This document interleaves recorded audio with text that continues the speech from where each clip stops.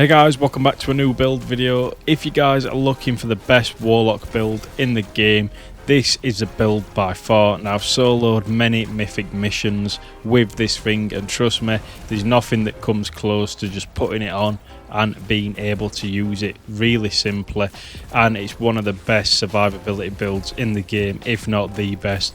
But what I'm going to do is I'm going to show you the build, and then at the end I'll explain how to pretty much use it and get them solo mythic missions completed.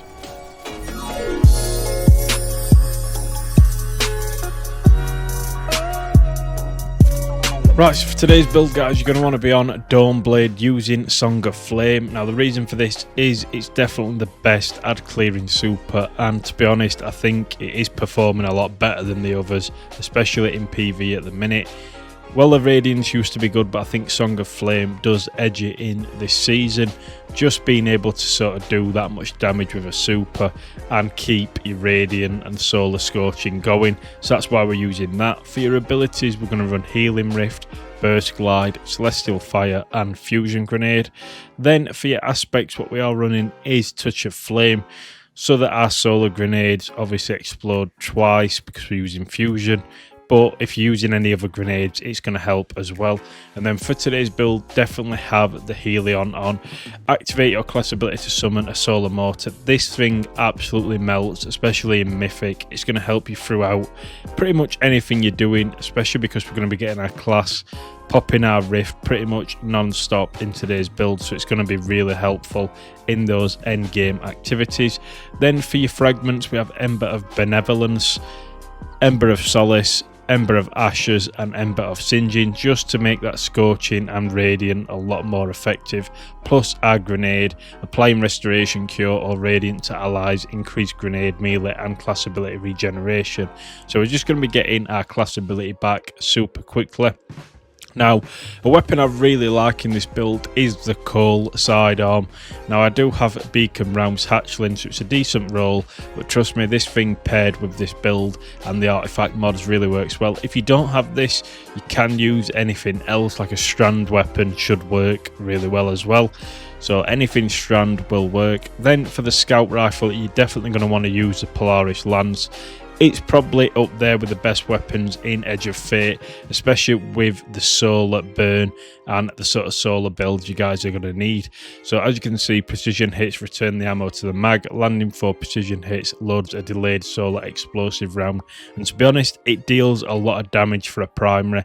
And in them mythic missions, ammo is a problem, so using a primary that's going to deal a lot of damage is going to help. And then we do use the Apex Predator. This actually kicks out a lot of damage as well because it is solar, so you're going to want to run 2 solar weapons and a Strand if you guys can.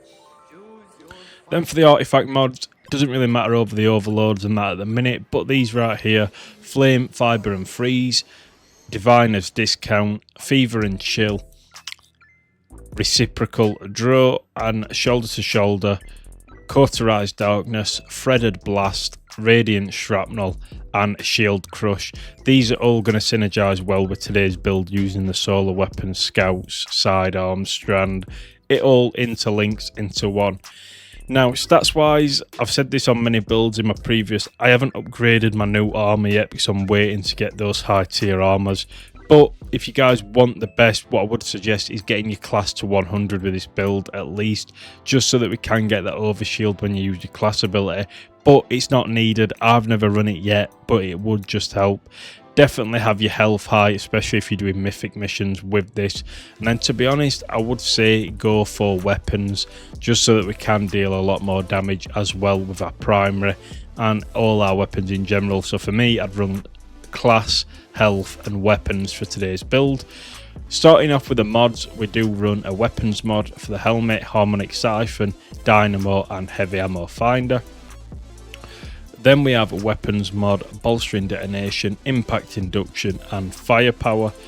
Then for the chest piece, we have a weapons mod, solar resistance, void resistance, concussive dampener. You can change these up depending on what activity you guys are running.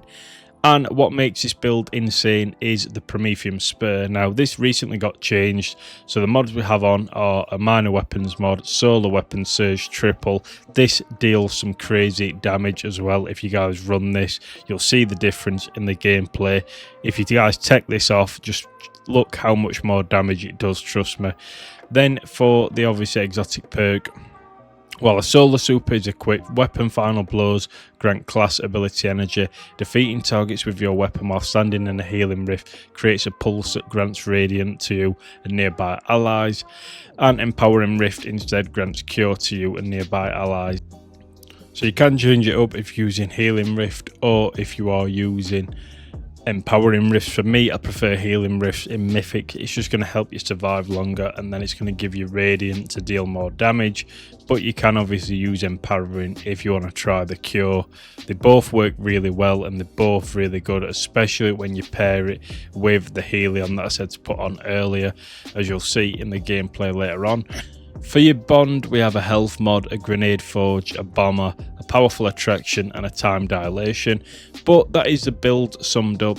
If you guys do enjoy today's video, remember to leave a like, subscribe. What I'm going to do now is load into a mythic mission and show you how this build actually works and how good it really is. Right, so the reason why I love this build so much is that it's probably the easiest one to use. All you really have to be doing is popping your rift as much as you can and getting solar kills so that your rift does regenerate super quickly. Now, there isn't an easier build out there that's going to help you solo. Like I said, you'll see in the gameplay, all you have to do, pop your rift, get the solar weapons and keep popping your rift. Use your super as often as you guys can, and pretty much the Polaris Lance is going to be your best friend in today's build, just because you can keep your distance, get them solar kills and keep the rift going. Now I believe my energy for my rift or my class ability was really low on this, so it doesn't regen every time. Now sometimes it can be hard on mythic to get enough kills to obviously regen it quick enough, but even if you don't get that many kills, it still regens super quick, a lot faster than it would using anything else in the game. So that is why it is crucial. Not only that, it's just going to help you, especially if you're using healing, to stay obviously with that overshield and not die as quick. Now the gameplay is a little bit laggy in the background, I do apologise for that, but as you can see, all you have to do is pop it. Your helium's going to do most of the solar damage, and just keep ticking away at it with the Polaris Lance, and eventually you'll knock the enemies down.